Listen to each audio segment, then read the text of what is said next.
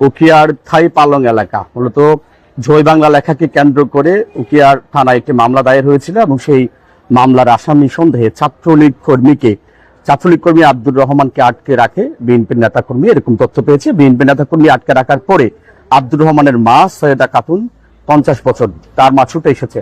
আসার পর সেখানে হাতাহাতি ধস্তাধস্তি হয়, এক পর্যায়ে মারধরে ছাত্রলীগ কর্মীর মা সৈয়দা খাতুনের মৃত্যু হয় বলে আমরা খবর পেয়েছি। ঘটনাটি ঘটেছে আজ রাত 9:30 বাজে উখিয়ার থাই পালং এলাকায়। মূলত বলে রাখি যে কিছুদিন আগে দেওয়ালে জয় বাংলা লেখাকে কেন্দ্র করে উখিয়া থানায় একটি মামলা দায়ের হয়েছিল এবং সেই মামলায় সন্দেহভাজন আব্দুর রহমান ছাত্রলীগ কর্মী, তাকে সন্দেহভাজন হিসেবে আটকিয়েছে বিএনপি নেতা কর্মী। এবং এমন তথ্য পাচ্ছি পরবর্তীতে আব্দুর রহমান ছাত্রলীগ কর্মীর মা আব্দুর রহমানের মা যখন ঘটনাস্থলে আসে তখন সেখানে ধস্তাধস্তি হয়, মারধরের ঘটনা ঘটে এবং সে মারধরে আমরা শুনতে পেয়েছি যে আব্দুর রহমানের মা নারী সৈয়দা খাতুন 50 বছর বয়সী নারীর মৃত্যু হয়েছে এবং সেই খবরে এখন পর্যন্ত উখিয়া থানা পুলিশের সাথে আমাদের কথা হয়েছে এবং সে বক্তব্য তারা দিয়েছেন।